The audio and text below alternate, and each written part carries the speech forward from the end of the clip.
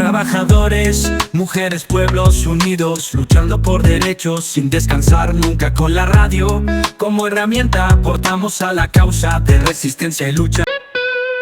Carne de máquina, somos parte del camino, luchando junto a los que resisten contra el capitalismo y el odio. Es el decreto donde las aeronaves públicas no podrán ser utilizadas en viajes particulares, solamente estarán afectadas para tareas que hacen a condición jurídica del servicio público. La reglamentación contempla la revisión de los registros de vuelo para detectar cualquier desviación de su verdadero uso. De esta forma no se van a poder usar aviones públicos para traer diarios en papel de una provincia del sur, traer a familiares desde el sur, viajar a un cumpleaños familiar o usar para cualquier otra actividad por fuera de la agenda pública. Jaime, si me haces silencio, te lo voy a agradecer. En la Argentina, el presidente Milei, el que hizo el ajuste fiscal más importante de los últimos 60 años y se ganó los elogios del mundo libre, este es otro privilegio que se termina. Yo vengo una semana a deslomarme acá, o 5 días a deslomarme como todos los que vienen acá a Nueva York. Yo quería que mi esposa me acompañe porque es mi compañera de vida y porque es la que me da una mano además acá, más allá de que ella en paralelo iba a venir igual porque tenía una actividad. Esto es Carne de Máquina. Luchas, informaciones y cultura del mundo de los y las trabajadoras. Por un mismo objetivo, la defensa de nuestros derechos. Bienvenidos, bienvenidas, esto es Carne de Máquina, un ciclo de laburantes para laburantes que sale los domingos por streaming en Radio Semilla de 11 a 13 con una retransmisión los miércoles de 22 a 0 o podés encontrarnos en nuestras redes sociales de Facebook y de YouTube. Aquí estamos, parte del equipo de Carne de Máquina, Lucas desde Jujuy, Raúl Nudel y Omar Rombolá desde Ciudad de Buenos Aires. Estamos intentando abrir una reflexión en este mes de marzo, se viene el 24 de marzo, tenemos toda una situación los trabajadores a la que enfrentar, y bueno, ese es el desafío, ¿no? Abrir estas reflexiones. ¿Qué tal Lucas? ¿Qué tal Raúl? Nada, buenas tardes ahí también, compas. Hola Raúl, hola gente ahí que escuchan. Venimos acercándonos a un 24 de marzo bastante problematizado, tanto por parte del Estado como por parte de las organizaciones, como suele ser hace varios años ya. Así que es un momento interesante ahí para juntarse a charlar la cuestión. Sí, realmente se conjugan una cantidad de aspectos donde tanto lo que ocurre a nivel provincial como nacional, como internacional, genera una cantidad de reflexiones en todas las direcciones.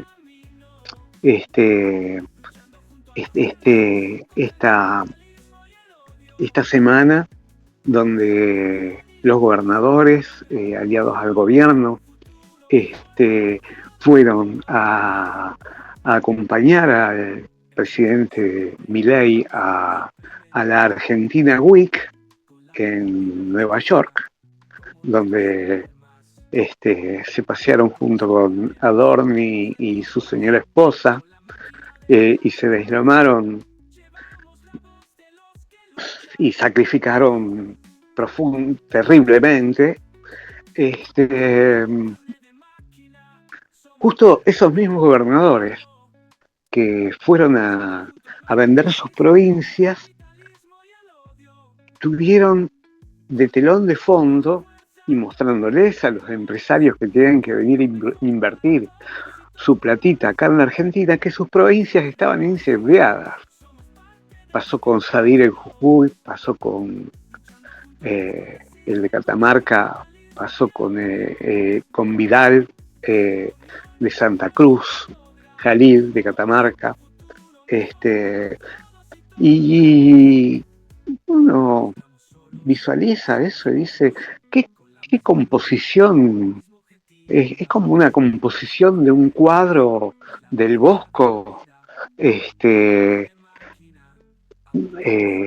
con infinitas situaciones, y realmente esto sumado a la posición internacional del gobierno argentino, de alianza irrestricta con el gobierno de Estados Unidos,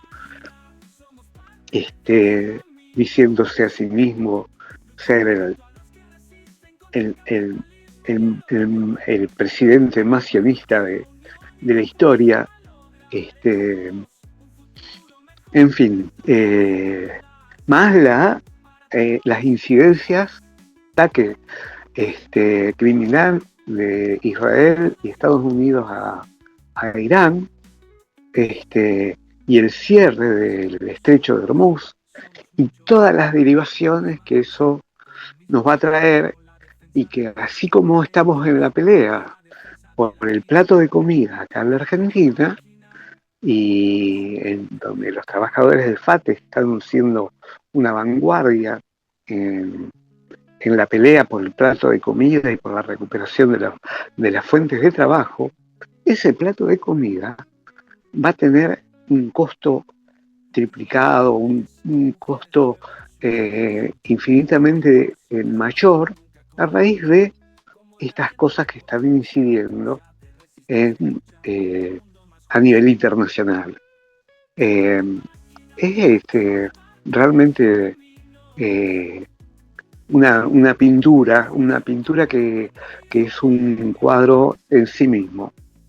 Bueno, pensando un poco en el escenario que nos comparte recién Raúl en su observación, digamos, de la coyuntura internacional, y viendo un poco lo nacional también, estamos asistiendo a niveles también de sofisticación en la expoliación y en la máxima expresión de la ganancia, ¿no? Para los empresarios, que son los mayores ganadores de todo este desastre que se está dando a nivel global, en donde China, de quien todos estaban esperando respuestas quizá de tipo contundente o bélico, supo tener la inteligencia de poder posicionarse ante esta apertura generalizada del conflicto en Medio Oriente, y empieza a ganar la cuestión comercial, agudizando una crisis que adentro de Argentina conlleva niveles de deuda para el común de los trabajadores que son nunca antes vistos, donde la gente está financiando alimentos comprados hace cierto tiempo ya. Hay algunos testimonios de gente de hace un año que está financiando su comida, y en donde empresas como por ejemplo la de Marcos Galperín, que es Mercado Pago y Mercado Libre, sobre todo Mercado Pago, están sacando réditos de costos financieros en montos pequeños de hasta el 1100%, eso como máxima expresión, y de ahí para atrás se puede buscar mucho. Hay mucho en todo el contenido periodístico que salió en esta semana anterior, en varios lugares, para ver esto, lo cual lleva a la guerra, inclusive comercial, a la individualización del problema y del ataque hacia cada una de las personas. Ya no hay nadie que pueda decir que no se ve afectado por lo que está pasando. Estamos en los albores de tal vez una nueva conflagración mundial, ¿no? Que está teniendo hoy esta expresión, ¿no? De ataques regionales por parte del imperialismo norteamericano y sus asociados, ¿no? Pero, digamos, para tirar del hilo de esta situación, tenemos que remontarnos, por lo menos es lo que opino, ¿no? A 2008. Y creo que ahí, en lo que fue la crisis, la monumental crisis financiera norteamericana, ¿no? Donde empezó a asomar el declive de la potencia hegemónica, una potencia hegemónica que se había mostrado como que había mostrado un nuevo orden, ¿no? Un orden unipolar, donde luego de la caída del muro y de la URSS quedaba como todopoderosa, ¿no? Como que se había roto el orden de la segunda posguerra, el orden de Yalta y Potsdam, de los acuerdos de Yalta y Potsdam, y que en el 2008 esa cuestión, ¿no?, del todopoderoso, del fin de la historia, del final de las ideologías, como les encantaba decir a los neoliberales, en 2008 entra en cuestión y ahí aparece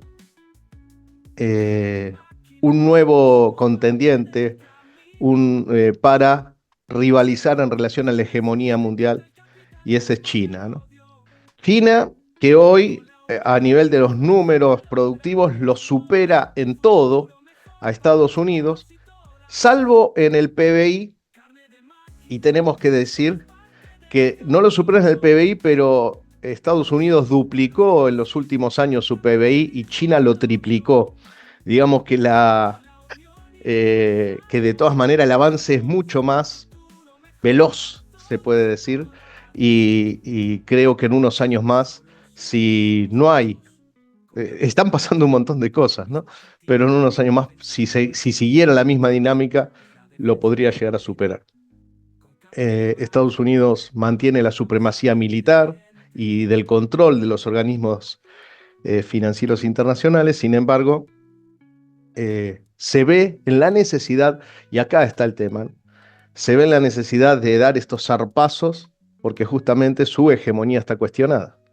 Entonces, todos los argumentos imperialistas alrededor de dictadores, de narcotráfico, de, de liberar a los pueblos de dictaduras y todo eso, que digamos se caen a pedazos, tienen una única explicación, que es la lucha por el mercado mundial, ¿no? La pelea por el mercado mundial y por la hegemonía sociopolítica, político-económica. La política es economía concentrada y la guerra es la consecución de la política bajo otros medios, ¿no? Esos axiomas se siguen cumpliendo, ¿no? Entonces, ¿cómo todo ese panorama mundial juega en Argentina?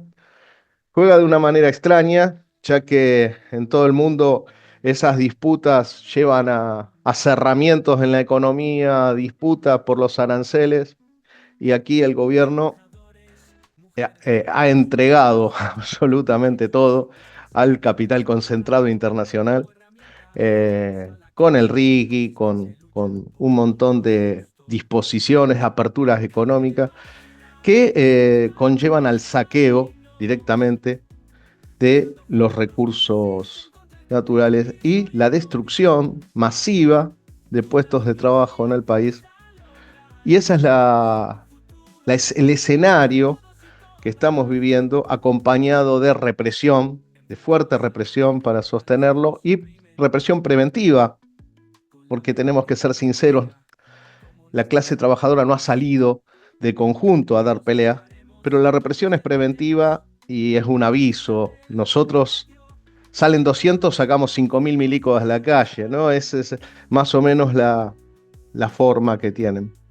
Y nos trae en este marzo, nos trae a las siguientes reflexiones, ¿no? Otra vez, las fuerzas represivas del Estado están a la disposición de los mismos dueños del país, o algunos nuevos, ¿no?, que se están adueñando hoy, pero sigue siendo la misma clase para la que antes torturaban, desaparecían, mataban, y hoy reprimen de la manera más violenta, como lo han sufrido en carne propia jubilados, personas con discapacidad, docentes, médicos del Garrahan. Bueno, esa es la situación. Y salimos a la calle a preguntarle a trabajadoras y trabajadores qué piensan. Bueno, luego en el programa vamos a reflejar algunos de esos testimonios y otros materiales que tenemos, con audiencia pública que se realizó en Congreso con relación a la lucha de FATE, bueno, y algunos otros testimonios de trabajadoras y trabajadores.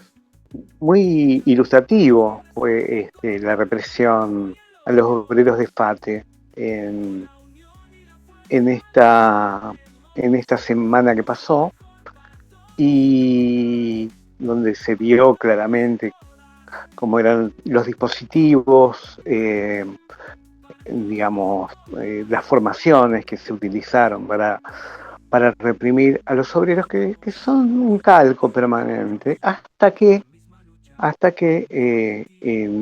en esta relación que es dialéctica, haya una superación de estos dispositivos y el control de la calle vaya a estar en manos de otros sujetos, digamos. Acá hay una autoridad que se ha sabido, que supo imponerse, pero bueno, realmente el cuestionamiento a esos dispositivos de control de la calle requieren una reflexión. Las cuestiones que les preguntamos a trabajadoras y trabajadores que salimos a interpelar en relación a la situación que estamos viviendo, ¿no?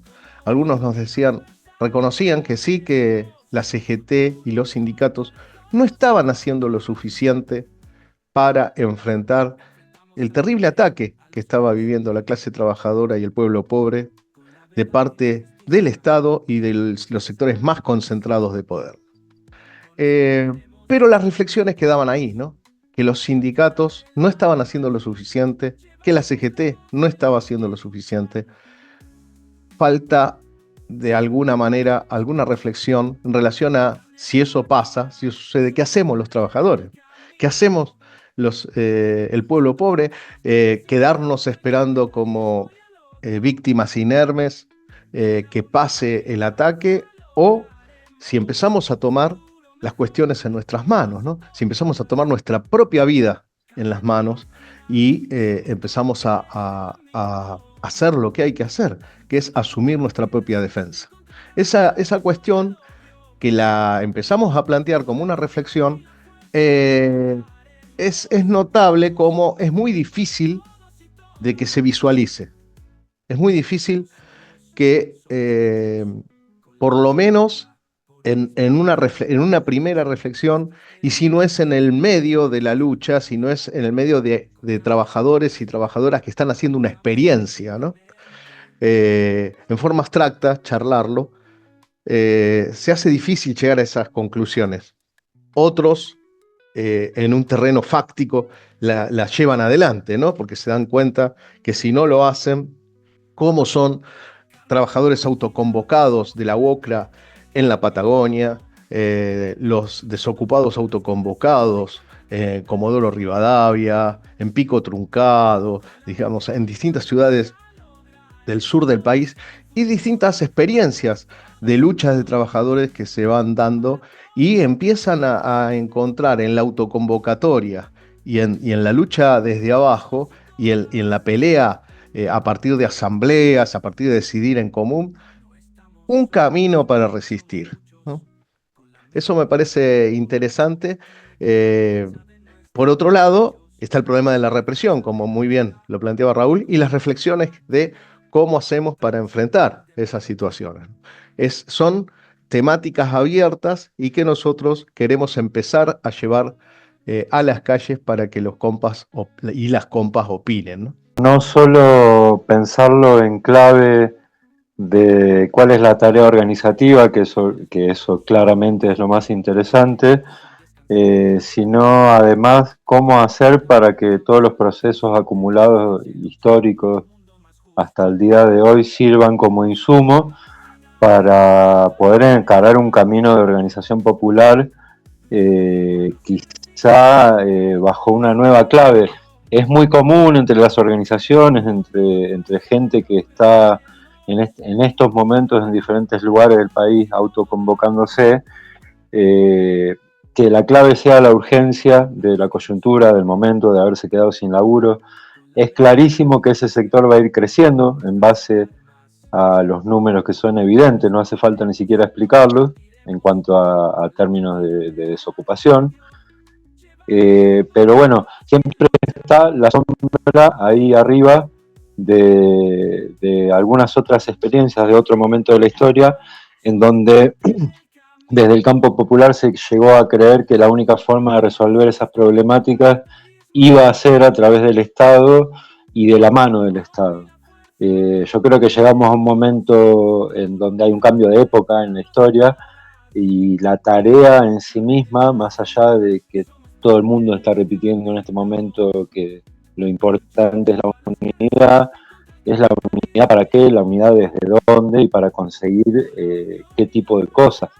Porque después vemos que ante los cambios de rumbo a nivel regional e internacional, por más planes que se puedan hacer en momentos de florecimiento comercial, a la larga el perjudicado siempre es la clase trabajadora y los excluidos de esa clase, que hoy por hoy crecen exponencialmente día a día. Repitan el tema del estado presente, ¿no? El estado presente, el estado presente. Fijémonos todos los miércoles. El Estado está presente golpeando a los jubilados. Digamos, el tema del estado presente, el Estado es eso, digamos, ¿no? Creo que es interesante marcarlo porque pareciera que ahora es solo mercado, no, ahora hay una asociación fuerte entre el mercado y el Estado está ejerciendo la represión. Sí, para sumarle, puede ser ese uno de los ejemplos, o el asesinato de un chico que pasa hoja de coca en la frontera para mantener a su familia, que para el Estado está cometiendo un grave delito, que si lo comete alguien que tiene mucho dinero obviamente no hay ningún problema, entonces esa vida vale menos que las otras, ¿no? Perdón que te interrumpí, Raúl. No, en la línea que vos estás planteando, la perspectiva es realmente a que se genere una profundización del endeudamiento, de la dificultad de acceso a los alimentos y a ni la vida digna ni que tenerlo en cuenta, ¿no? Digamos, dado el contexto internacional y el nacional, digamos, más allá de las políticas del mileísmo, que últimamente, según un artículo de La Nación, de Claudio Jacquelin, comienzan a estar inquietos porque las encuestas les dan mal, porque necesitan reactivar y se les está hundiendo mucho más allá de lo que ellos pretenden el mercado interno y la destrucción industrial. Más allá de esa perspectiva, que obviamente de acuerdo a las políticas del gobierno va a aumentar la inflación, que es su principal activo, ya hay una perspectiva de desborde de las condiciones de vida de la población, solo por lo internacional. Ya la nafta 2000 mangos, la premium 1700, ya dijeron que no iban a aumentar los precios con el alza del precio del barril de petróleo. Ya está, ya con eso y con la perspectiva de que esos aumentos continúan, porque lo del estrecho de Hormuz es una orge a nivel internacional de todos. Y bueno, así el Trump no tuvo la previsión de que le cerraban el estrecho de Hormuz con un matagato. Ante todo, sumarle a todo lo que venimos acá intercambiando, que la cuestión internacional que todo el mundo pensaba que se iba a liquidar rápidamente, que es esta ofensiva en Medio Oriente, Israel y Estados Unidos, bueno, lejos está de suceder así, y esperar, digamos, algún tipo de beneficio en cuanto a lo que se viene en términos de economía con respecto a esta guerra. Yo por lo menos creo que es insultante, porque imagínense ustedes que semanas antes de que suceda todo este conflicto, que es información que además la baraja mucha gente, no es tan exclusiva, sino que es previsible en algunos casos, la empresa nacional más importante, que es YPF, vende su emprendimiento de fabricación de fertilizantes en un momento en donde el mercado de los fertilizantes explota. O sea, si esa va a ser la inteligencia que va a tener Argentina con respecto al desarrollo de la guerra, estamos bastante jodidos, compañeros. No, yo me remito a los territorios, digamos, de este vuelo internacional que teníamos. Vuelvo a los territorios. De anoche los docentes de Córdoba corrieron a la cana. En su marcha corrieron a la represión. En Santa Cruz, en Río Gallegos, se recontrapudrió en la legislatura. Los docentes catamarqueños están en una rebelión ya desde hace semanas y están siendo bloqueados mediáticamente. Ahí en la ruta 14 están bloqueando cerca de Virasoro los yerbateros. Están bloqueando, digamos, como que los límites que ponen de arriba comienzan a ser puestos desde abajo. Es un proceso que vamos a ir siguiendo, no siguiendo desde afuera, porque nosotros somos laburantes, somos parte de la clase trabajadora y vamos a seguir los pasos que vaya dando en cada lugar, compañeras y compañeros, sosteniendo la resistencia y comenzando a hacer lo que hay que hacer, ¿no? Defendernos frente al ataque de un Estado y de un capitalismo concentrado que lo que busca es llegar al hueso. Llegar al hueso significa borrar absolutamente la educación pública, la salud pública y llevarnos a esta situación de barbarie, ¿no? que nos están llevando. Está claro que los aumentos de precios han convertido a los alimentos en inaccesibles. Un kilo de carne está más de 20.000 pesos. Esto es una situación que la clase trabajadora más temprano que tarde dará cuenta del asunto y bueno, vamos a estar ahí acompañando esta pelea, siendo parte de la misma. Así que bueno, un fuerte abrazo a nuestra audiencia. Empezamos este programa y vamos con un tema musical. ¡Vamos las bandas! Todos y todas. No estamos solos, somos muchos, con la misma lucha, por un mismo objetivo, la defensa de nuestros derechos. Ahora en Carne de Máquina, ¡vamos las bandas! China, aportamos humildemente.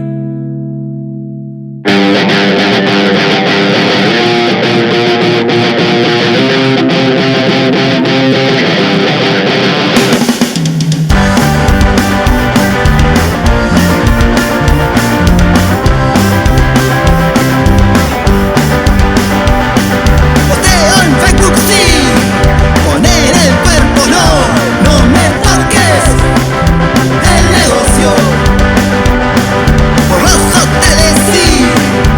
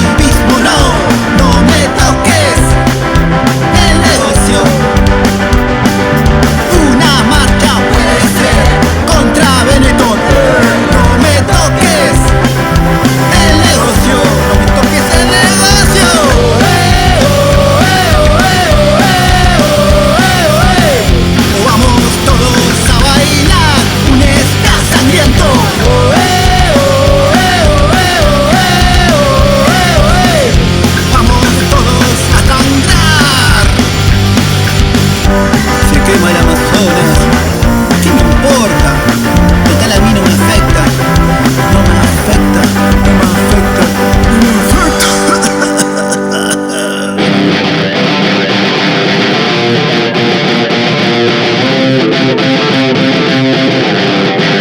¡No me afecta!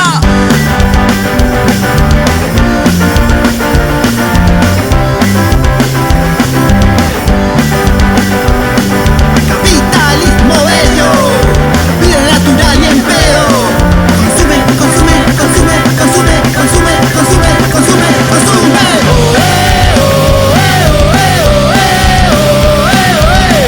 O vamos todos a bailar un ska sangriento.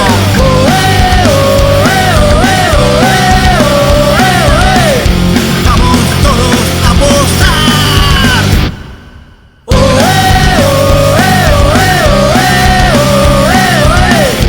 Vamos todos a bailar un ska sangriento.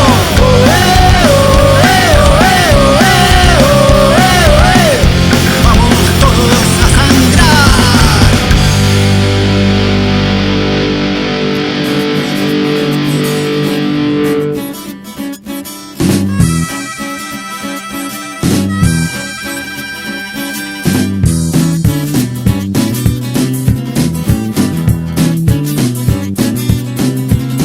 Piquetera ya es, y en la casa no la ves porque está cortando la ruta.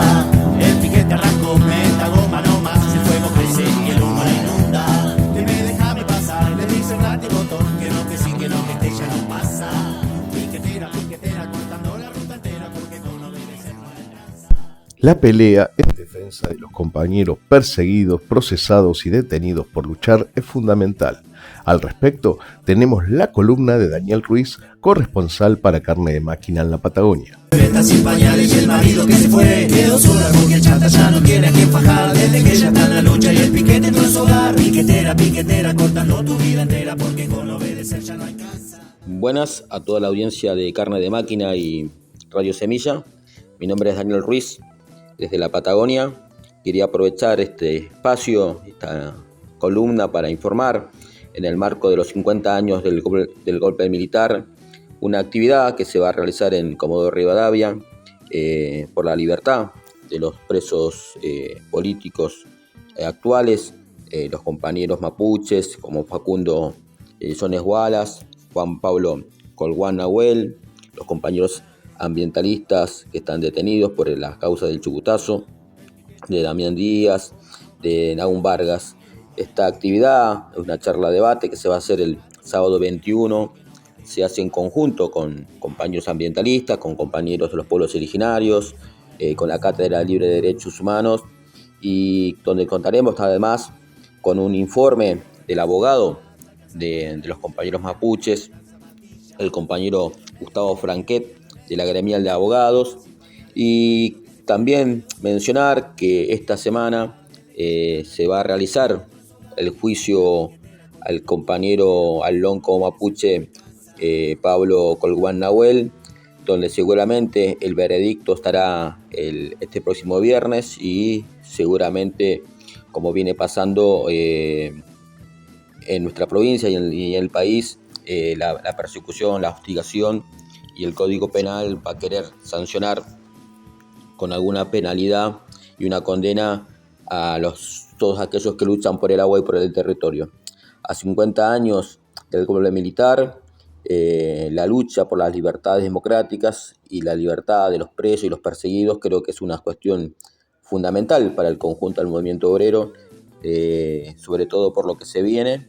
En nuestra Patagonia no solamente corre riesgos los recursos naturales, sino también está previsto como proyecto instalar bases militares en Tierra del Fuego, sacarnos nuestro petróleo en Malvinas con empresas israelíes, pero también justamente el saqueo de nuestro mar, del litoral marítimo, y en ese sentido la lucha por el ambiente, la lucha por el agua, la lucha por el territorio de nuestros pueblos originarios es una causa del conjunto de la población, pero fundamentalmente también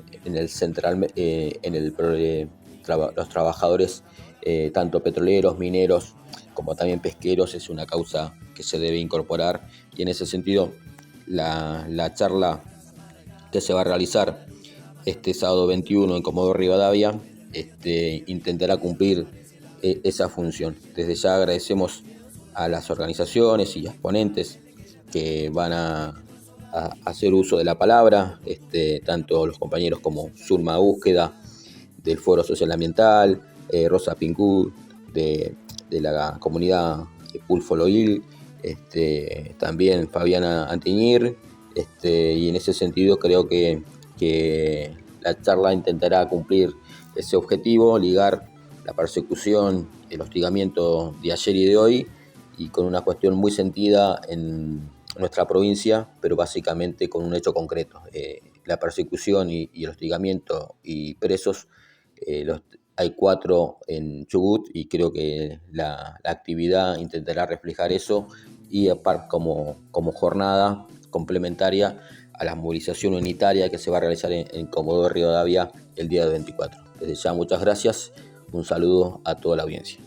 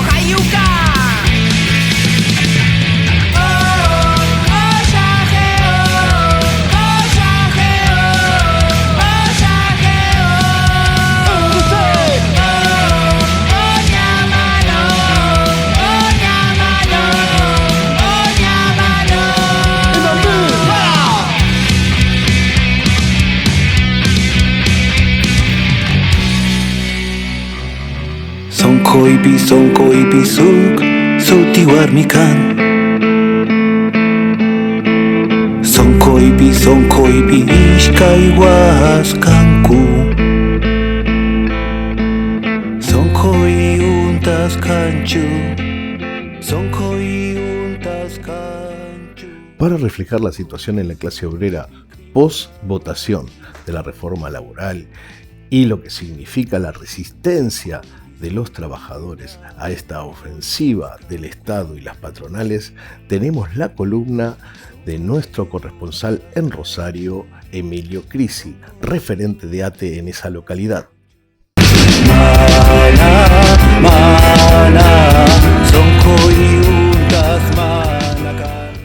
Buenas noches, compañeras, compañeros. Bueno, algunos elementos que fueron desprendiéndose estos días de la aprobación de la reforma antipopular, la reforma regresiva. Hace poco salieron varios estudios que arrojan números, la verdad que escalofriantes. Cerca de 23.000 empresas llegaron a cerrar a partir de la asunción de Milei en el 2023. Estamos hablando de 300.000 puestos de trabajo registrados, ni que hablar de lo que tiene que ver con el trabajo irregular. En este punto, un hecho importante ocurrió en Tierra del Fuego, en Río Grande, donde el Frente de Sindicatos Unidos movilizó con los dirigentes nacionales, pero movilizó gran parte de los trabajadores de aquella provincia. Estamos hablando de ATE, estamos hablando de la UOM, de aceiteros, del gremio aeronáutico, estamos hablando de organizaciones sindicales de distintos sectores, también del sector marítimo portuario y de las distintas centrales sindicales. Estamos hablando del sectores combativos de CGT y estamos hablando de las 2 CTA. Una movilización importante en Río Grande, por un lado en respaldo a los 140 trabajadores de la empresa Aires del Sur, que además de declararse en quiebra,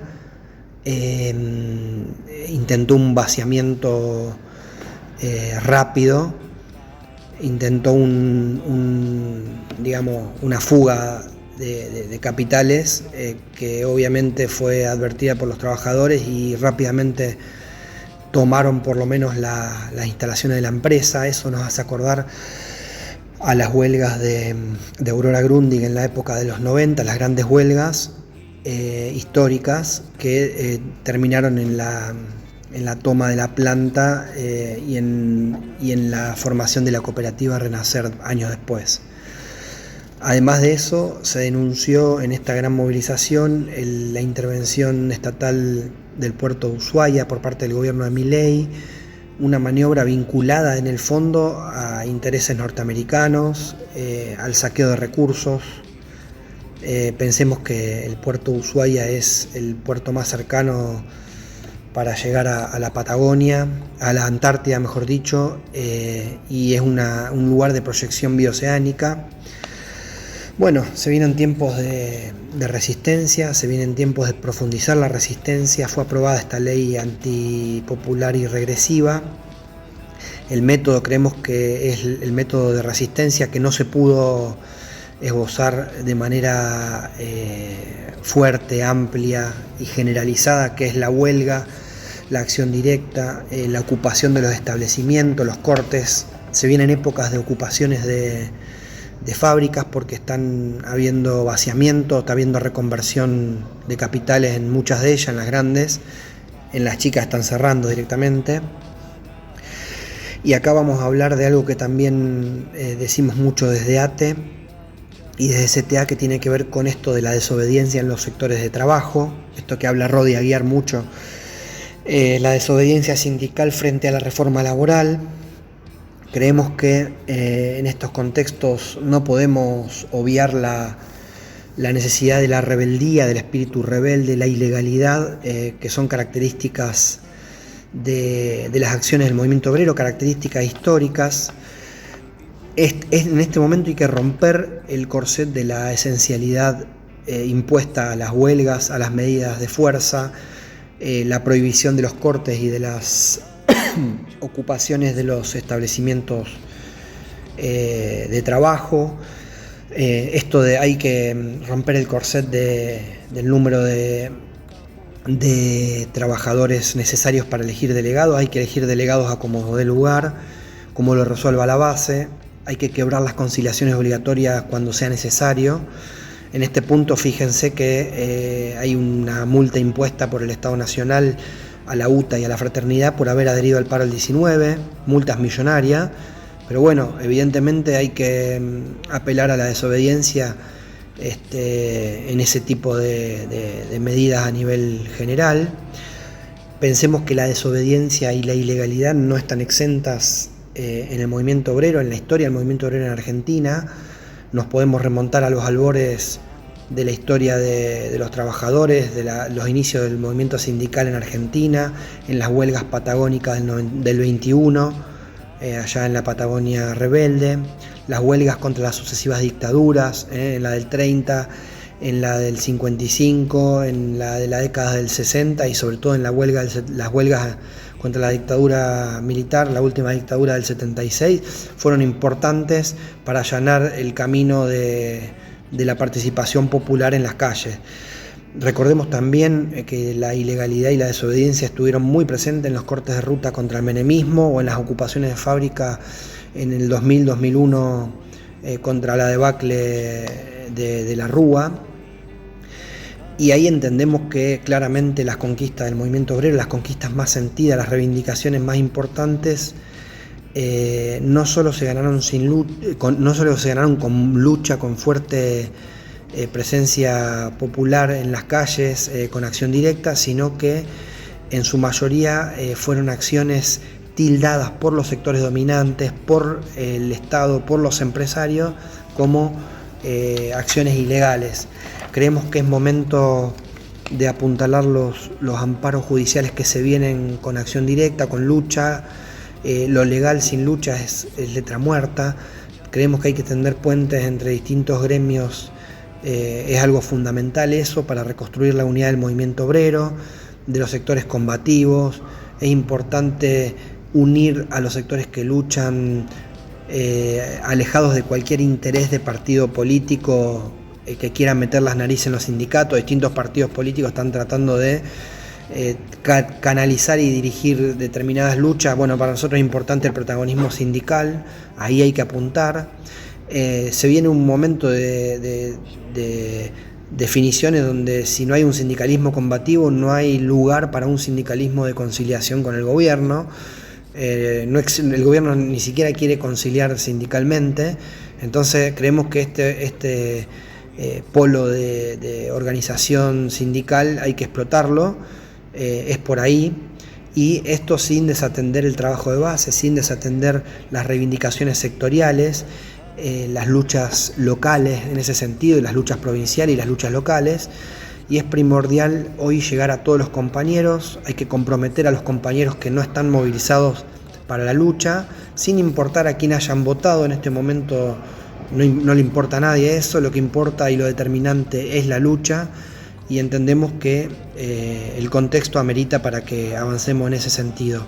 Así que un fuerte abrazo y arriba los que luchan.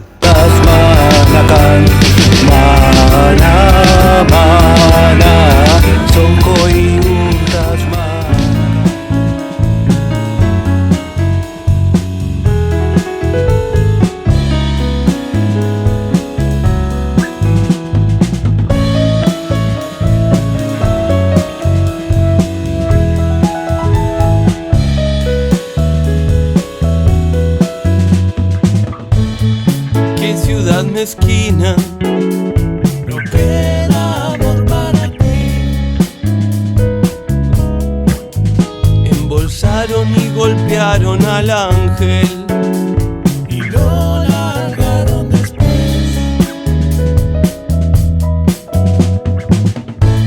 Recuperando su fe tal vez, los niños de nacen y derrotan. Como pequeños ríos que a veces se tragan la arena, pero si la canción de tu bonita voz no cambia, muchacha, no nos podemos amar ni siquiera así de onda. Te pido que te forces, yo no sé si puedo dejar esto, no. Te pido que no claudiques, si te gustan los Cristo errante, no.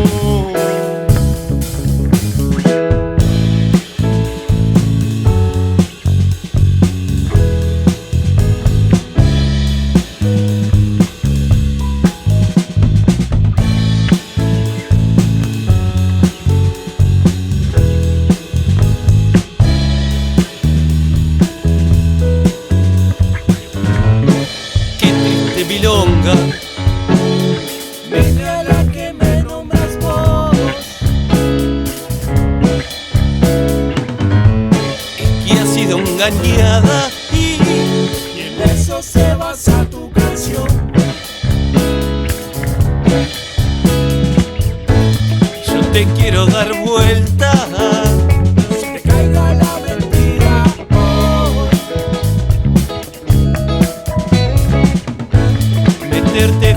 hacía yo. A ver si cambia la historia al fin. Pero si la canción de tu bonita voz no cambia, muchacha, no nos podemos amar ni siquiera a la distancia, no. Te pido que te forces, yo no sé si puedo dejar esto, no. Te pido que no claudiques, si sos una piolita delirante, no.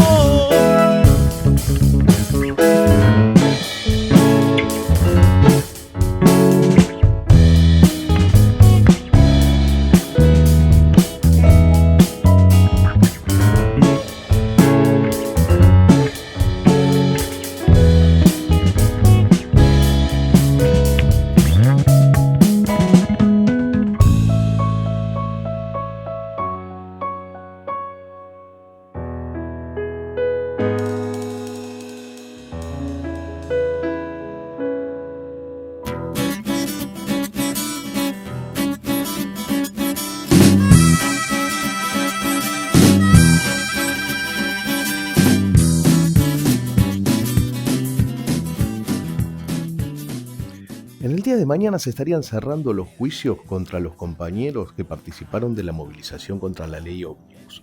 Sobre el tema hablamos con Alexis Penela, integrante del organismo CADEP. Que sí, que lo que esté ya no pasa.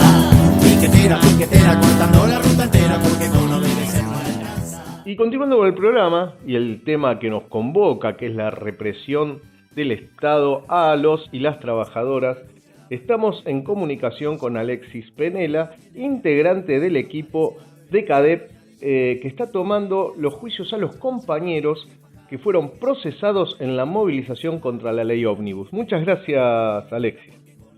No, gracias a vos, Omar. ¿Cómo te va? Acá estábamos, digamos, tratando siempre de ocuparnos de los temas de los laburantes, ¿no? En este caso, la represión y los procesamientos que caen sobre compañeros que llevaron adelante el derecho a la protesta. Bien, muchas gracias por tomarse el tiempo de darle difusión a esto, porque realmente es una pelea que se da en los tribunales, pero que también en el terreno de la comunicación y en el terreno de la movilización, digamos. Entonces, el trabajo que hacen ustedes es muy importante y se les agradece mucho. Como vos decías, sí, efectivamente, lo que está en juicio son en este momento 4 compañeros que fueron detenidos el 2 de febrero del 2024 en la Plaza de los Dos Congresos, en el momento en el que ya había votado la ley Ómnibus, se le había dado media sanción a la ley Ómnibus en febrero del 2024. La particularidad de estos compañeros detenidos es que estaban participando de un festival que se hacía sobre la plaza, convocado por Unidos por la Cultura, que fue dispersado con gases y con la propia dinámica represiva de ese día, digamos. Ellos estaban arriba de la plaza escuchando música, como varios relatan, estaban esperando el toque arbolito, y de repente, como contó Katia Aleman, Mirta Israel y otros testigos de ese momento, estaban lo más bien en el festival y empezaron a sentir gases y empezaron a sentirse asfixiados y empezaron a ver movimiento, empujones, y uno mira esa situación desde otros ángulos con otras cámaras que se han aportado y lo que se ve es a la policía desatada lanzando una represión salvaje, brutal contra las personas que se manifestaban ese día, con gases, con palos, con motos, como se los acostumbró ver luego y antes también, hace rato que existe represión sobre la movilización, no es algo nuevo, pero eso tenía la particularidad de que se estaba poniendo en funcionamiento el protocolo Bullrich, la resolución 453 del Ministerio de Seguridad, que después fue declarado nulo por la justicia federal, fue apelado, pero fue declarado nulo, justamente porque avasalla y va en contra del un derecho fundamental, que es el derecho a manifestarse, a peticionar frente a las autoridades, incluso dentro de la lógica de un Estado burgués, por decirlo así, si uno se lo ve de esa lógica, dentro de esta propia Constitución ampara esos derechos. Y entonces, la verdad que lo que estamos viendo es el atropello a derechos básicos, como es el poder ir a peticionar frente a las autoridades, a manifestarse de distintas maneras. En este caso, incluso desde el punto de vista artístico, porque lo que se estaba expresando sobre la plaza era un festival, en repudio a la ley ómnibus, pero lo hacían a través de la cultura, a través del arte, y este gobierno está dispuesto a no tolerar ni el más mínimo atisbo de manifestación, digamos. Entonces, lo que estamos viendo son cuatro imputados. Digo, se me escapa condenados porque estar 2 años bajo la lupa del Estado, bajo la investigación, con la incertidumbre de si uno va a ser condenado o no, es una especie de castigo también anticipado, ¿no? Entonces, estamos ya en la recta final. El lunes se hacen los alegatos de cierre, los alegatos de clausura y la sentencia. La jueza va a dictar sentencia y, bueno, hay varias organizaciones que están convocando a dar el apoyo en la puerta del juzgado y esperamos que se dicte la absolución, ¿no? Lo que se ha mostrado en las pruebas y todo es que realmente la acusación de que los imputados Vizgarra, Denublé, Esquivel, etcétera, Arrúa, lo que no se lo ve en ningún momento ni tirando piedras, ni pateando policías, ni nada. No hay un solo video, no hay una sola prueba realmente que sostenga la acusación de la Fiscalía. Lo que sí se lo ve es a Denublé tocando una flauta armónica, se lo ve a Vizgarra caminando de espaldas, retirándose, y lo que se ve con muchísima claridad es a la policía desatada salvajemente contra la gente que se manifestaba ese día. Sabés que traes ese momento, esa fotografía de ese momento. Bueno, yo estaba ahí y Ajá. sabés que recuerdo claramente, primero, que estábamos todos sobre la plaza, y segundo, que patotas de policías con chaleco celeste salían de manera desaforada a cazar compañeros, ¿no? Salían así de a grupos de a 20, de a 30 y se volcaban todos sobre un compañero, sobre otro, que estaba, como vos decís, mirando el recital. O sea, gente sobre la plaza, o sea, arbitrario. En forma Arbitrario, detenciones arbitrarias y incluso no solo bajo la jurisprudencia, no solo bajo el Estado de Derecho de esta democracia burguesa, ¿no? Sino incluso bajo el mismo protocolo Burlich, porque los compañeros ni siquiera estaban en la calle, o sea, estaban sobre la plaza. O sea, obviamente que estoy en contra del protocolo Burlich y obviamente que los límites de esta democracia es una dictadura sobre los trabajadores, pero bajo las dos lupas, si la miráramos bajo la lupa represiva de esta democracia o bajo la lupa del protocolo Burlich, tampoco lo estaban vulnerando, ¿no? Tampoco, porque el protocolo, como vos decís muy bien, estaba hecho para controlar la calle, no la vereda.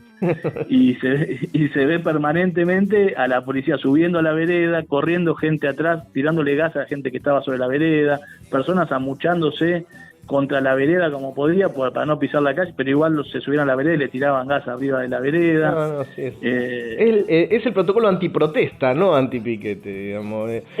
Porque lo que se pone en juego es eso. Yo le decía el otro día en otra entrevista que más allá de los imputados, que son los que están viviendo en carne propia el peso del Estado y de la persecución del Estado, es un tema que afecta a todos, porque el país la está pasando mal, el laburante la está pasando mal, el trabajador la está pasando mal, el desocupado peor, el jubilado muy mal. Entonces es un momento donde la participación popular, a través de la movilización, a través de la salir a la calle, es algo fundamental para ejercer el derecho básico democrático de cualquier Estado que se reclame democrático, para decir, che, esta política sí, esta política no, y para parar el carro frente al ajuste que estamos viviendo. Entonces, todo esto tiene como objetivo poner miedo, ser castigos ejemplares, para que no nos movilicemos, para que nos quedemos en casa y vivamos individualmente el padecimiento que se vive hoy en Argentina, cuando lo que tenemos que hacer es recuperar lo colectivo y darle fuerza de nuevo a la movilización, a la participación de los trabajadores y el pueblo en lo que está pasando en este país. Y ellos no quieren eso, ¿no? El protocolo Bullrich no quiere eso, y vamos a ver qué pasa con la sentencia, ¿no? Vos decías que la sentencia es el lunes y que estaban convocando. Decinos a qué juzgado, dónde tendrían que ir las compañeras y los compañeros que se quieran solidarizar con los imputados, con los compañeros procesados. Sí, salió recién hace un ratito, hoy temprano, una convocatoria del encuentro Memoria, Verdad y Justicia. Lo menciono porque es algo emblemático, y la convocatoria es en el juzgado, en calle Suipacha 150, en Capital Federal. A partir de las 9 de la mañana se inician los alegatos de clausura, donde las partes van a exponer su cierre, y después se va a dictar sentencia. Bueno, muy bien. Ahí así que es una Suipacha cita. 150. Es una cita de honor. Es una cita importante, una cita de honor para todos aquellos trabajadores y trabajadoras y gente del pueblo amante de la libertad, ¿no? Es imposible que este autoritarismo dictatorial para llegar al hueso en el ajuste, ¿no? Quitarnos los hospitales, quitarle los medicamentos oncológicos a las personas Totalmente. que están en esa situación, atacar a los médicos y profesionales de la salud del Garrahan. Bueno, quieren llegar al hueso con el ajuste, por eso necesitan infundir el terror, el miedo en la población, no lo podemos permitir. ¿Te quedó algo en el tintero? ¿Querés decir algo más para ir cerrando la nota? No, Omar, además quieren sacar la comida de la mesa de los argentinos, ya es las libertades, la comida, el medicamento, la dignidad. Realmente se está viviendo una situación muy difícil y es muy importante estas instancias, porque por más que no se defina en los tribunales el futuro de los trabajadores y del pueblo en Argentina, sí es importante que le demos visibilidad. Por eso es muy importante, y te agradezco un montón la entrevista. Y bueno, de nuevo hacer referencia a que el lunes a las 9 de la mañana arranca el cierre del juicio, y están convocando varias organizaciones a las 9 de la mañana a participar ahí, a pedir la absolución. Perfectamente, estaremos ahí desde Carne de Máquina para cubrir y acompañar a los compas que están siendo perseguidos, procesados por el Estado. Muchas gracias, Alexi. Y bueno, está el micrófono a disposición cada vez que CADEP o la lucha lo necesiten. Muchas gracias, Omar. Abrazo grande. Un saludo enorme. Abrazo, gracias. Chao, hasta luego. Hasta luego.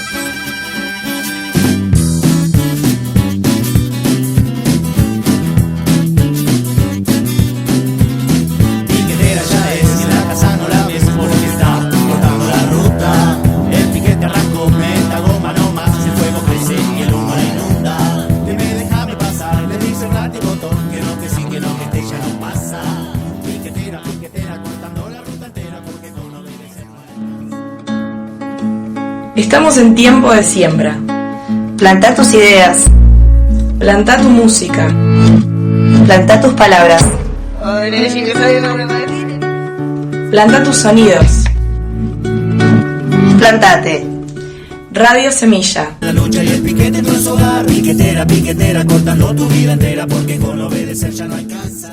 Y reflejamos una parte de la audiencia pública con relación a FATE que se realizó en el Congreso Nacional y la intervención del compañero Ariel Godoy, trabajador de FATE.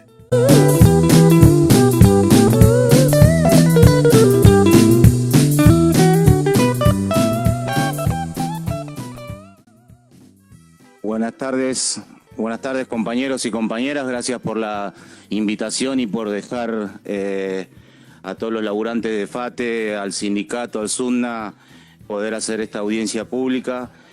Como decía bien Sebastián, hace 23 días de permanencia en los puestos de trabajo, ocupando los techos, estando en los jardines, estando lejos de la familia, pero con una claridad absoluta de que FATE no se va a cerrar, con una claridad absoluta de que los puestos de trabajo los vamos a recuperar.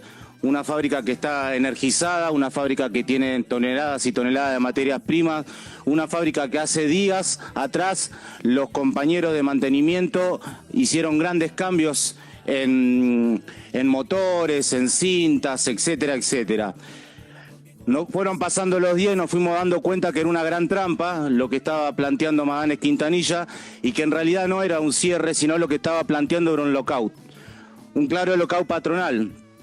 Entonces, claramente Maganes Quintanilla lo que quiere hacer es borrar, es arreglar con el gobierno nacional toda una serie de cuestiones macroeconómicas, impositivas, etcétera.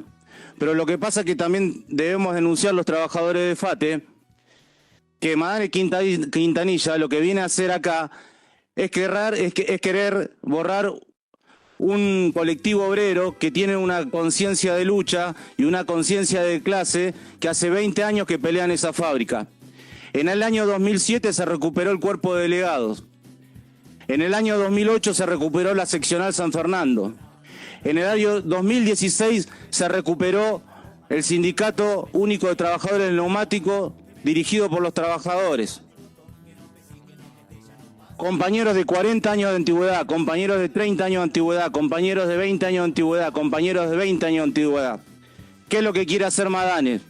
Borrar a toda esa generación que hace años y años y años viene peleando para que reforma laboral mediante vuelvan a entrar nuevos trabajadores nuevos con convenios flexibilizados, con bajos salarios y con una derrota histórica para la clase trabajadora en la zona norte del Gran Buenos Aires, que es un bastión histórico para todo lo que es el sector industrial. Como dijo recién Seba y como emocionaron las palabras de la compañera Silvia, no son solamente 920 familias. A las 920 familias hay que sumarle a las compañeras y los compañeros tercerizados que ya nombró Sebastián. Pero hay que nombrar también que hay un montón de trabajo que se produce, que se quintuplica de manera indirecta en toda la zona de San Fernando si esa fábrica realmente cerraría. La fortuna de Maganes Quintanilla está construida sobre la base de la explotación obrera. El 3% de la facturación es lo que utiliza Maganes Quintanilla para pagar los salarios de los obreros. En 24 horas de producción se paga el salario de todo un mes del colectivo obrero, de todos los trabajadores de FATE. Sobre la explotación obrera está construida la fortuna de Maganes Quintanilla. Sobre los cuerpos rotos de los trabajadores y de las trabajadoras está construida la fortuna de Maganes Quintanilla.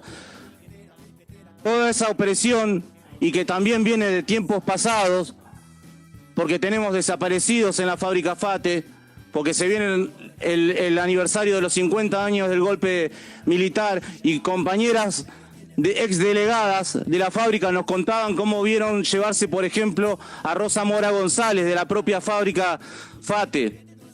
Una carta muy hermosa que la compañera nos envió allá por el año 2008, emocionada porque nuevamente los obreros de FATE volvíamos a marchar. Nosotros estamos muy convencidos que esa fábrica se va a volver a abrir. Y estamos muy convencidos que se va a volver a abrir con estos obreros que estamos acá permaneciendo en esa fábrica, con esas obreras que están permaneciendo en esa fábrica. Y estamos convencidos porque nos apoya un gran arco político, nos apoya una gran parte, la sociedad toda, porque nos apoyan los estudiantes, porque nos apoyan nuestras familias, porque nos apoyan distintas organizaciones populares y del pueblo. Pero estamos convencidos porque tenemos una ferviente claridad que, como no nos dio miedo la represión del otro día, no nos va a dar miedo seguir enfrentando. Si tienen que venir a reprimirnos, no nos van a dar miedo, porque tenemos segura claridad de que nuestra conciencia de clase no la van a borrar y que vamos a salir adelante, y que llamamos al pueblo argentino, al pueblo trabajador, a que se levante, defienda su puesto de trabajo, salga de las calles. Vayamos por la huelga general, derrotemos la reforma laboral en curso. Compañeros y compañeras, FATE no se va a cerrar, FATE no se cierra. No alcanza para la lucha, la más grande le faltan zapatillas. El del medio tiene fiebre y el remedio no aparece. La bebé está sin pañales y el marido que se fue quedó sola porque el chanta ya no tiene que fajar. Desde que ya está en la lucha y el piquete no es hogar. Piquetera, cortando tu vida entera, porque con obedecer ya no alcanza. Lo que veo yo aquí es sufrimiento.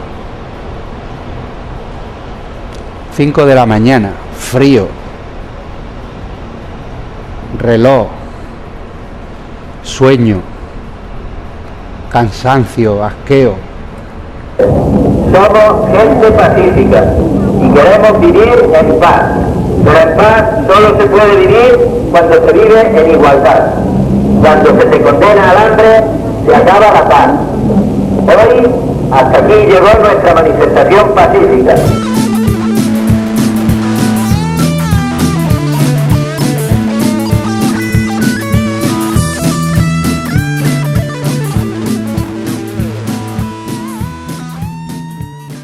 Y le preguntamos a un trabajador autoconvocado del Calafate cómo hacemos para enfrentar y derrotar el ajuste del gobierno de Milei. Bueno, vamos a escuchar lo que nos dijo.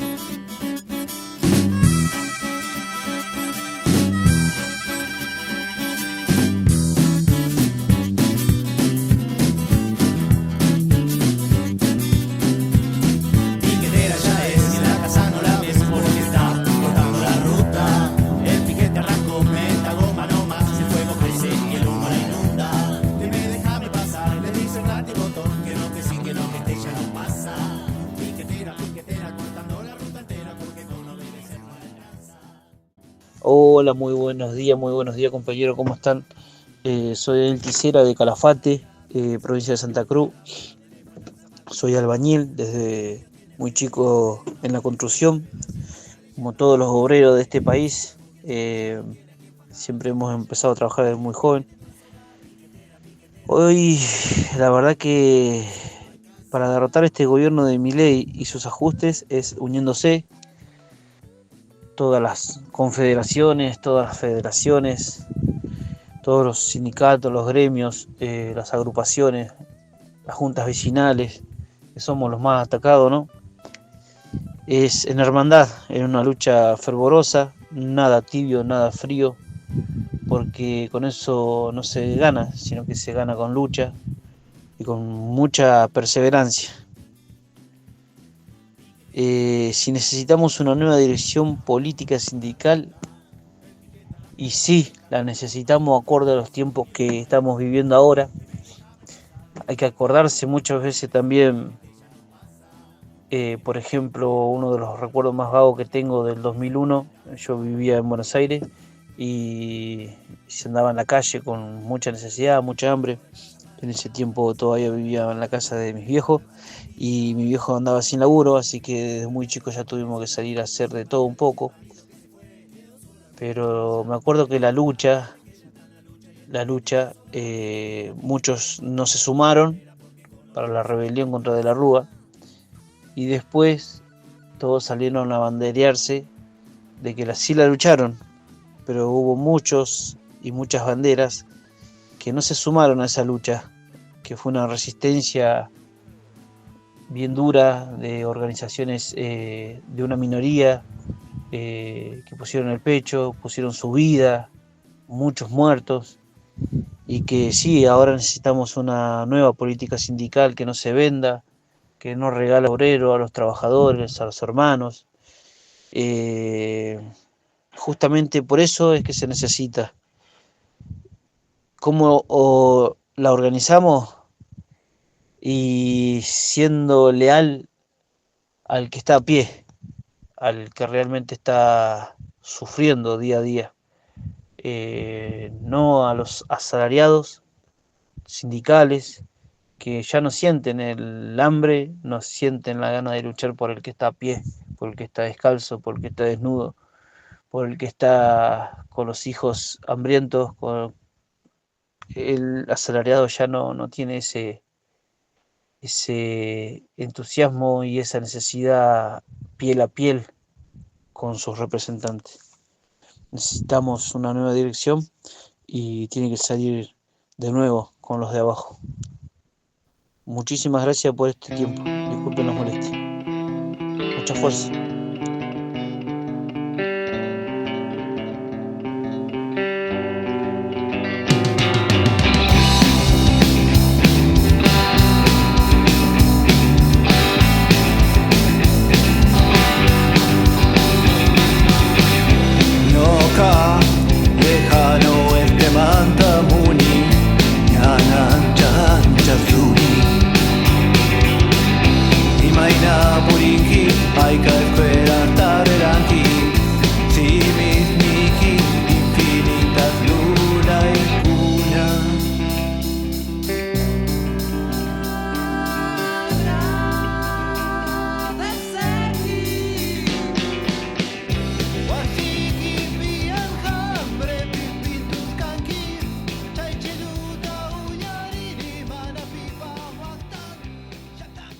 Y pasamos a nuestra columna ambientalista a cargo de la compañera Cristina Agüero.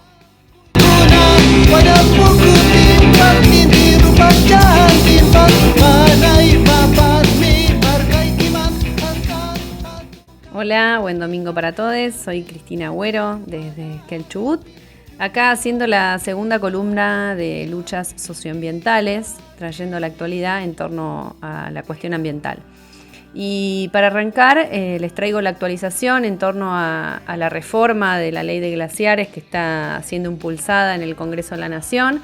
Ya recordemos que tiene media sanción de senadores y ahora está en la Cámara de Diputados. Se trabajó desde la comisión a la que fue derivado, bueno, en realidad en una plenaria de comisiones para ver cómo iba a ser el tratamiento de lo que se quiere reformar de la ley de glaciares, y en esa primera sesión de comisión se estableció una audiencia pública. Bueno, eso lo comentamos en la columna pasada. Resulta que hoy ya tenemos este fin de semana más de 54.000 inscriptos para participar de la audiencia que se estableció. Iba a ser el 25 de forma presencial y el 26 para los que estuvieran lejos y quisieran participar de la audiencia en forma virtual. Bueno, obviamente esta convocatoria excedió completamente las expectativas que tenían los integrantes de la comisión que lo propusieron. Y bueno, ahora está en manos de esa comisión ver cómo organiza la participación y garantiza sobre todo, ¿no? En estas últimas horas salió un comunicado diciendo que se iba a, digamos, con la excusa de ordenar, ¿no? Porque estamos hablando de miles de inscriptos y en 2 días resulta imposible, incluso se tardaría meses, ¿no? en establecer o garantizar la participación. Entonces lo que busca el oficialismo es restringir la convocatoria, en definitiva en contra, ilegalmente, ¿no? En contra del Acuerdo de Escazú, en contra de la propia, digamos, del propio reglamento que pusieron y que se organizó para esta audiencia pública. Así que bueno, lo que hay que hacer es seguir anotándose. Hasta el 20 de marzo hay tiempo. Tenemos que defender el agua, tenemos que defender nuestros glaciares. Acá, por ejemplo, en Chubut hay más de 1.400 glaciares, ¿no? de distintas superficies. Así que es bueno que cada uno pueda ver en su provincia cuántos glaciares tiene, que vayamos interiorizándonos, informándonos acerca de nuestras fuentes de agua, ¿no? Los glaciares son fuente de agua y son fuente de vida. En cuanto a los inscriptos, por ejemplo, Río Negro es la provincia que más habitantes se han inscrito para participar y después le sigue Chubut. Así que, bueno, un buen ejercicio cívico sería ver cuántos glaciares tenemos cada uno en su provincia y anotarnos a la audiencia. No hay que decir mucho, solo hay que decir que se defiende el agua y que estamos en contra de la reforma, porque esta reforma, como ya explicamos en la columna anterior, va directamente a dejarnos sin nuestras fuentes de agua, nuestros reservorios de agua, para dárselos a empresas como la minería y demás. Es decir, que es muy importante que participemos y que garanticemos nuestras reservas hídricas. Además, cuantos más habitantes se inscriban, bueno, vamos a poder hacer fuerza para que nos escuchen a todos. Es nuestro derecho, no pueden restringir la participación, ir en contra de las leyes que lo establecen, como el Acuerdo de Escazú, que es un acuerdo internacional, ¿no? Y tiene jerarquía acá constitucional. Así que bueno, a anotarse, a participar y a luchar porque se nos garantice el derecho a poder decir y alzar nuestra voz en defensa del agua. Entonces, mientras el gobierno de Javier Milei en la Argentina está avanzando sobre nuestros reservorios de agua, un nuevo informe de la ONU establece que a nivel mundial estamos en bancarrota hídrica. ¿Sí? Además de que es inconstitucional avanzar sobre nuestros glaciares, también es un despropósito, ¿no? En torno a a la situación planetaria de crisis hídrica, de calentamiento global, de cambio climático. Bueno, ya un nuevo informe de la ONU establece que estamos en bancarrota hídrica. El recalentamiento de los mares se ha cuadriplicado. Esto provoca derretimientos, ¿no? Obviamente inundaciones en algunas partes. Por eso vemos las catástrofes ambientales que se van sucediendo en diferentes países, en diferentes localidades, ¿no? En algunos lugares azota un invierno con mucha nieve, con condiciones muy extremas en cuanto al frío, y en otros lugares se inundan. Todos estos desequilibrios en torno al clima son producto de esta bancarrota hídrica. El informe también establece que el 75% de la población mundial sufre de escasez de agua o tiene acceso a agua que no es segura, ¿no? Que está posiblemente o contaminada. También menciona que se ha perdido el equivalente, ¿no?, a toda una superficie de la Unión Europea en humedales. Los humedales son otro ecosistema que funciona como regulador hídrico, y hemos perdido una superficie equivalente a la Unión Europea.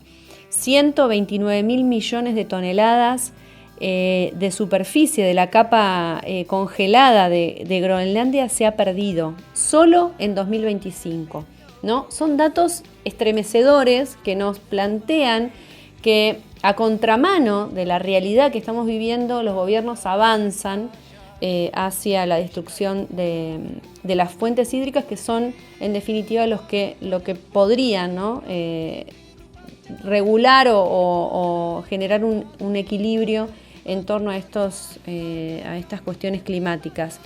En Alaska, 38 metros de espesor de glaciares se han derretido, ¿no? Hemos perdido. Y esto no solo impacta en Alaska o impacta en Groenlandia, impacta a nivel planetario. La escasez de agua y la crisis hídrica impacta a nivel planetario. Recordemos que el agua es un bien común, ¿no?, que es finito. Es decir, la cantidad de agua que existe en todo el planeta no es posible que haya más, no es posible, no es un bien renovable, ¿sí? La cantidad de agua que existe es finita. Es decir, que si la contaminamos, el agua no puede realizar su ciclo, y ese ciclo del agua que hemos aprendido en la escuela primaria es la que garantiza la disponibilidad de este bien común en las poblaciones. Y otra cuestión muy importante de este tiempo que estamos viviendo son las guerras, ¿no?, que atentan directamente contra la vida en el planeta. Las guerras, además de ser injustas, de tener un vil motivo, ¿no?, de ser, o sea, son guerras que no tienen razón de ser, que son impuestas por los poderes, por los países más poderosos, para oprimir y quedarse con los recursos de otros, ¿no? Son guerras demasiado injustas las que estamos presenciando. También contaminan el suelo, el agua, con metales pesados, con residuos tóxicos, destruyen la infraestructura de saneamiento de las poblaciones. Tenemos poblaciones enfermas, ¿no?, sin acceso al agua, sin acceso a los bienes que hacen a su supervivencia. La proliferación de enfermedades son producto también y consecuencia de las situaciones que generan las guerras. Por supuesto que destruyen ecosistemas, bosques, y generan altas emisiones de gases de efecto invernadero, que son los responsables del aumento de la temperatura del planeta, ¿no?, y que estamos hace años escuchando que debemos bajar la temperatura del planeta, que no debemos dejar que suba. Y en el último tiempo, a contramano también de esta realidad, se están desatando guerras que impactan directamente con la temperatura del planeta, subiéndola, ¿no? Es un impacto también directo sobre los océanos por justamente las bombas que caen y las municiones que caen, no solo contaminándolo, sino también generando este deterioro en estos ecosistemas que son también reguladores hídricos. Bueno, estamos ante un panorama un poco desolador en términos, en cuanto a la justicia social y a la justicia ambiental, que van de la mano, pero lo más importante es entender que nosotros, ciudadanos comunes y corrientes, tenemos el poder de exigir a nuestros gobernantes políticas públicas que vayan a favor de la vida, ¿no? Tenemos que volver a organizarnos, tenemos que salir a las calles y tenemos que exigir que no se, en primer lugar, que no se opriman a los pueblos y que se garanticen las condiciones y los bienes comunes necesarios para la vida. En torno a esto tenemos, en marzo ahora son vísperas de días muy importantes. Está el 22 de marzo, que es el Día Mundial del Agua. Nosotros acá en Chubut tenemos, y en Esquel particularmente, tenemos el 23 de marzo, que se cumple un nuevo aniversario de nuestro plebiscito, en el cual se le dijo no a un emprendimiento, a un proyecto minero en la ciudad. Y además el 24 de marzo también tenemos que salir a las calles y manifestarnos en torno a los derechos humanos, ¿no? Defender los derechos humanos es ir en contra de la opresión, que es lo que está hoy yendo en contra del mundo y de las poblaciones. Así que bueno, toda esta información es para decir que nos necesitamos juntos, organizados y en las calles. Y bueno, ojalá puedan participar todos los oyentes de Carne de Máquina en estos días que se vienen y que seamos muchos y miren.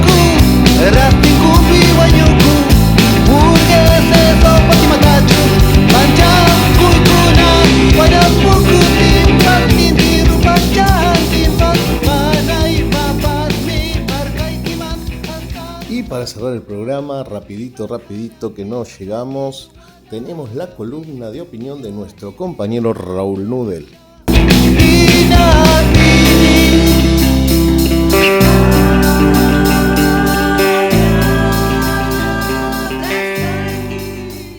Hola compañeros de Carne de Máquina, bien, acá viendo cómo el mundo y cómo nuestra realidad se transforma cotidianamente a una velocidad importante, en general acá en el sur global y en particular en nuestra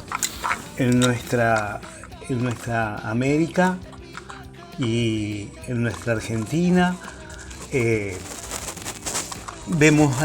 Estamos a la espera de aquel sujeto que transforme la realidad, que ya va apareciendo. En esta columna queremos distinguir niveles de análisis que se alternan, no que se juxtaponen, sino que interactúan permanentemente entre sí. Quizás para abrir tomemos las palabras de Kristalina Georgieva, la directora gerente del Fondo Monetario Internacional. Arrancó la semana advirtiendo que el conflicto regional en Oriente Medio, desencadenado por los ataques de Estados Unidos e Israel a Irán, están lejos de ser una crisis más. La guerra ya ha provocado que el barril de petróleo supere, ya en ese momento, largamente los $100, sin contar los efectos del gas, la electricidad y el terremoto financiero en las principales plazas bursátiles del mundo. La economista búlgara fue clara en su conferencia en Tokio. Piensen en lo impensable y prepárense para ello. Esto de los aumentos del precio del petróleo no es una cuestión así nomás. Si se mantiene así, por ejemplo, Société Générale señaló que cada aumento sostenido de $10 en los precios del petróleo ampliaría el déficit de cuenta corriente de la India, que actualmente ronda el 1% de su Producto Bruto. Haciéndoles por barril significaría un déficit corriente del 3%. En fin, esto genera déficit en todas las economías, en las de cada país. Y además genera que los bancos centrales aumenten su tasa de interés. Entonces comienzan a absorber guita, en vez de que la guita vaya a parar a la producción. Lo concreto es que, de cualquier manera, los hogares de todo el mundo, tanto en las economías del norte global como las del sur global, se enfrentarán a un aumento de precios y costos de endeudamiento o una caída del empleo y los ingresos. Será una decisión difícil tanto para la Reserva Federal como para Trump. Así las cosas en esta guerra que Trump planificó que sería de días y que ahora la van alargando, va a ser de 100 días. Ahora, si la guerra es de 100 días, vamos a contar una serie de datos interesantes. Japón tiene se provee el 70% de su petróleo de Irán, del Golfo, digamos, en realidad del Estrecho de Hormuz, y tiene para 150 días de petróleo. Corea del Sur tiene para 100 días de petróleo.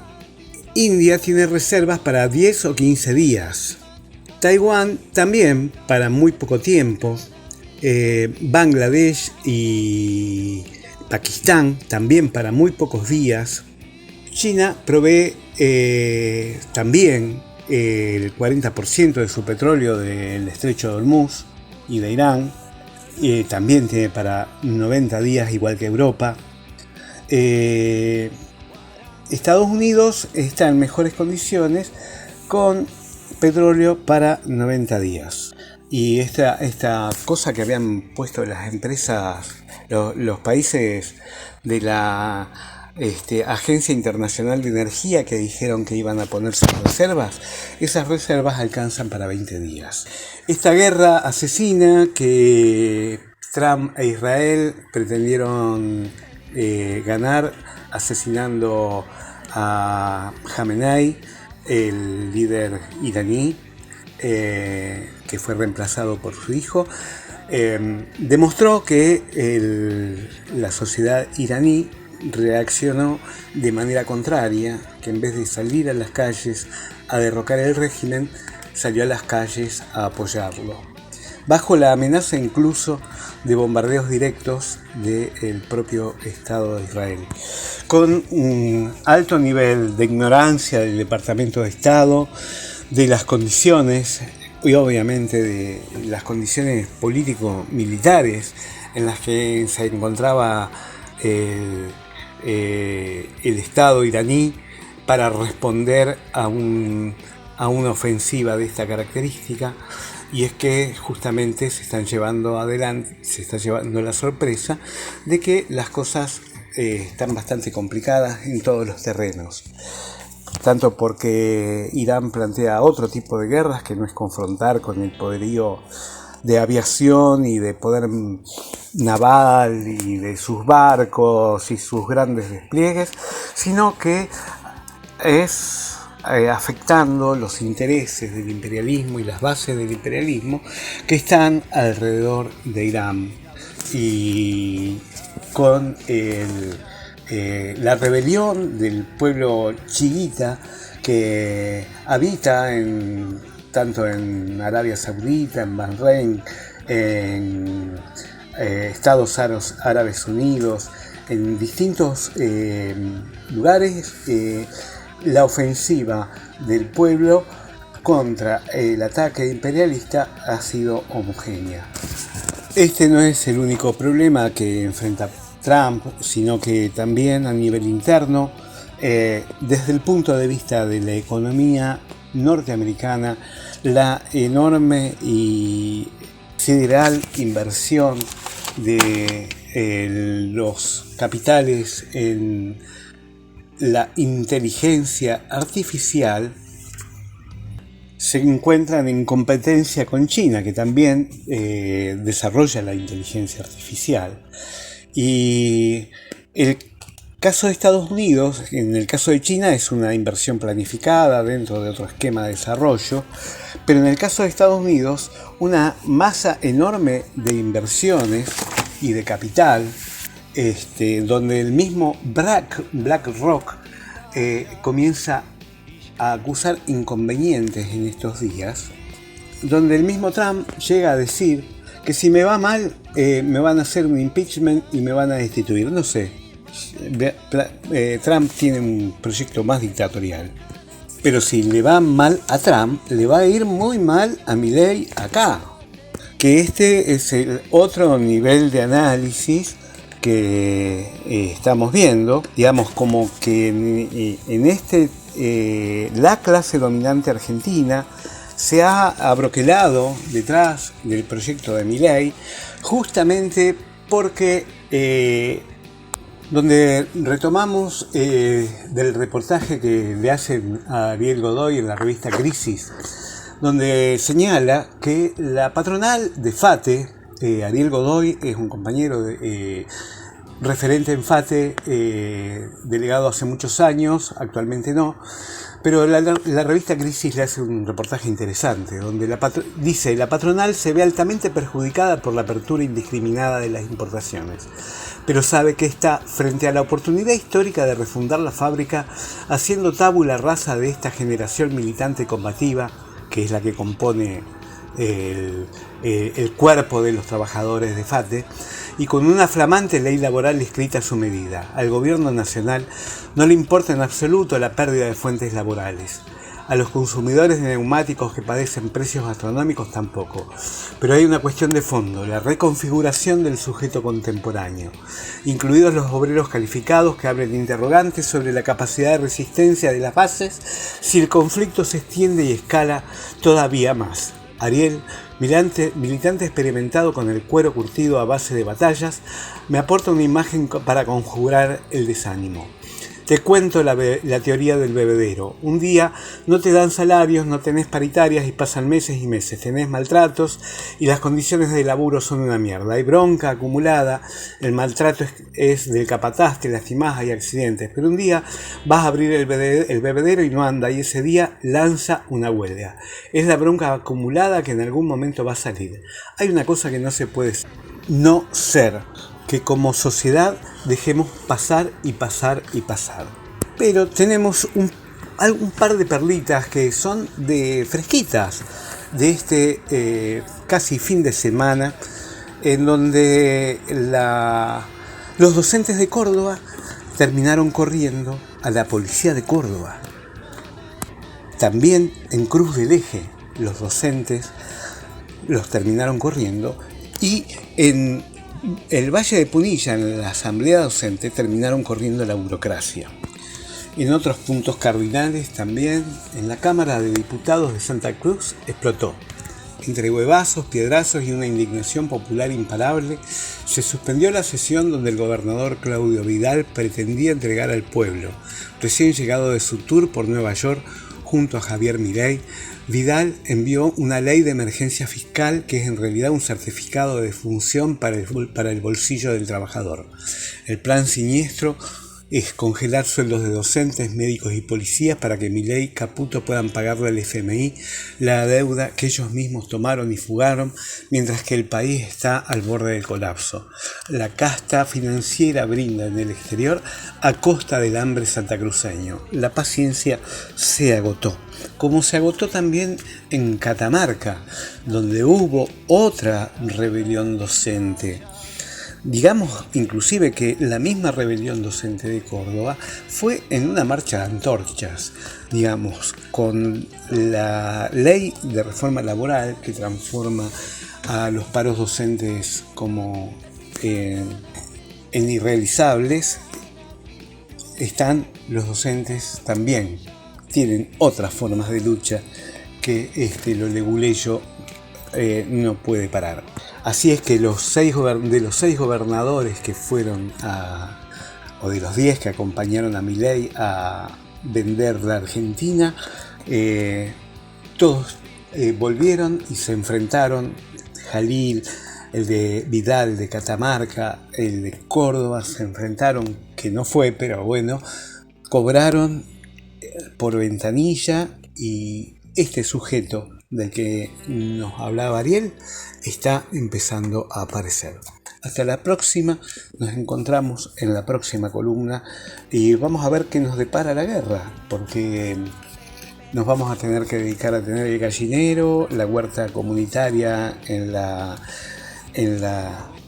puerta de casa, en fin, el gallinero en la terraza, en fin, los que tengan terraza, un gallinero para el barrio. De algo vamos a tener que comer. Hasta la próxima, compañeros. Será tremendo.